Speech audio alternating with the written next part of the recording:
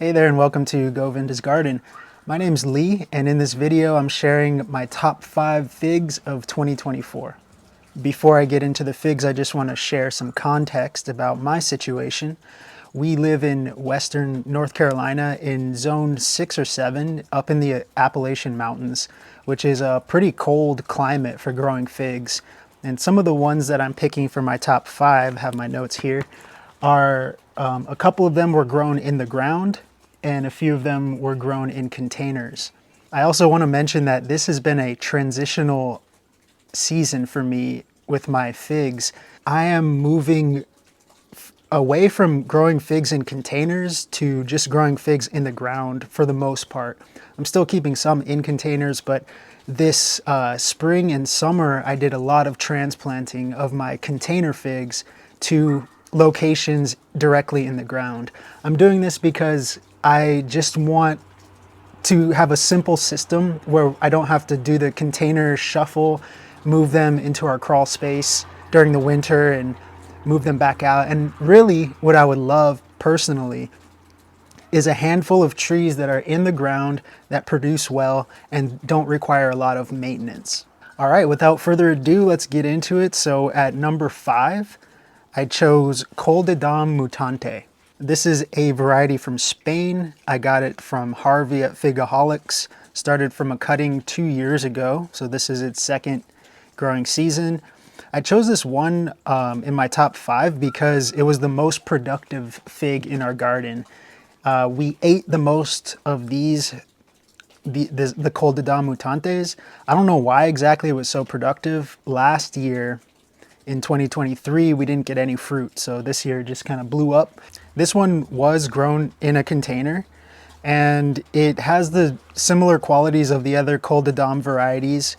As far as texture, it has like a jammy pulp and a dark red on the inside, mild sweetness, and a nice like berry flavor. Another cool thing about Col de Dame Mutante is it's striped or variegated. And so it has like these greenish yellow stripes that are really prominent when the fruit first starts to form, and then it kind of darkens in color as it ripens, and it's just like visually pleasing to look at this one. All right, let's go to number 4. For number 4, I chose Campaniere. This is a pretty well-known variety. It's from Italy. A lot of people in the fig YouTube community praise this variety. It's known to be pretty cold hardy and early, and that seems true in my environment. This one was the first fig to ripen this past season for us, and it's ripened the year before as well. It seems like a very consistent, solid tree. It also has a pretty small eye, which is good for split resistance if you live in like more of a humid climate. Taste is wonderful. It's not super sweet.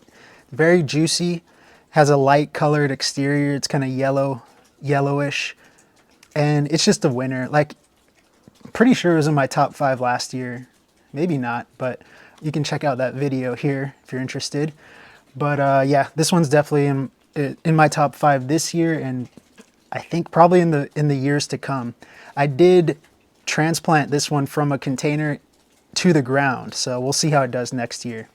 All right, so for number 3, I chose Chicago Hardy. You've probably heard about this one. It's a very well-known variety. It's known to be cold hardy, hence the name Chicago Hardy. It has a berry flavor. It's medium, I'd say medium sized. In the fig community, I feel like it's not praised as much as it needs to. It's so well known and widely spread because it's such an amazing fig. And especially for colder climates, it really is one of the colder hardy varieties that I've come across. The one that we have is planted in the ground, so that's great. It's just a classic fig, and for a reason. And just a quick story about Chicago Hardy. A couple years ago, I was at the Fig Festival here in North Carolina, and this fig collector who put on the festival had probably 300 varieties, multiple quantities of each, and just has a lot of resources and is growing a ton of figs. And I was walking around his collection, and there was a cluster of figs that looked really healthy and vibrant and had a lot of fruit on them. And I walked over, I was like, what variety is this? I need to get some of this. And it was Chicago Hardy. And it's the only variety that he sells to his customers because it's that reliable. So just because it's well known and you can get it in so many different places doesn't mean it's not a special fig. So that's coming in at number 3. So for number 2, I chose Euclid Unknown. This was the number 1 fig for me last year and really is still the number 1 fig for me this year and forever, just because it has such an amazing story for me and a lot of sentimental value. Not only that, but it is just extremely high quality fruit. The mother tree I discovered kind of coincidentally. Just was driving around where I live and just had a feeling to turn on the street I've never turned down before. And I did, and I found this old fig tree. It's probably 20 or 30 years old, surviving in a shaded area of, a relatively cold climate. And it was just loaded with ripe, untouched, green figs on it that just tasted phenomenal. I shared them with friends. They were like, these are the best figs I ever had. So I was able to get some cuttings from that mother tree and have been trying to propagate that and spreading it around. And I even, I offer cuttings on my website, and this one sold out really fast because it was my number 1 last year and people saw that video and wanted it. It's in short supply, and I made a huge mistake last year and accidentally killed one of my trees that I did winter protection on in the wrong way. You can watch my lessons in this video here. But I still have a few trees and a couple of them in the ground, a couple in containers. Still trying to spread this one out. But it's a phenomenal fig. It's an Adriatic style fig, so it has a yellowish green outside. It has a thick red jammy pulp, really sweet. Just a super good fig. You can compare it to like white Madeira number 1, I would say, if you have that one or if you've seen it. It's similar to that, but it just has like a special value for me personally. All right, so drum roll. Number 1 fig of 2024 for us was Langue de Out. So this variety I had heard really good things about many years ago, and I had tried growing it two years in a row, and either my cuttings didn't root or the tree grew and didn't produce any fruit.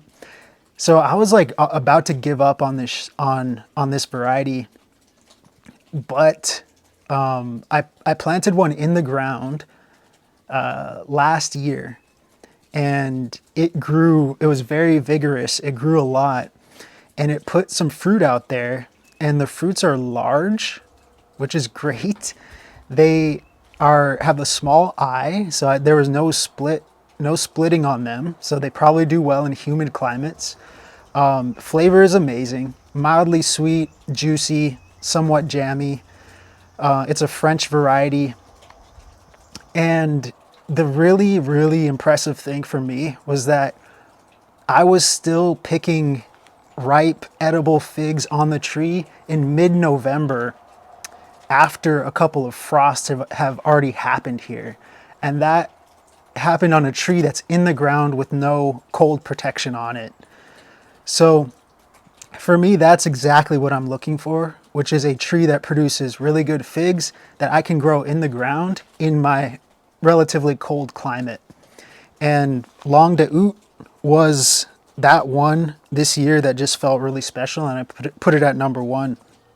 All right, so those are my top 5 figs. I do still have some cuttings available on the website. There's a link in the description. You can go there and I'll mail those out to you. And then you can root them and grow them where you live. So let us know what your favorite figs were for 2024, or if you have any questions or comments, I would love to hear from you. Let me know, and I'll see you in the next one.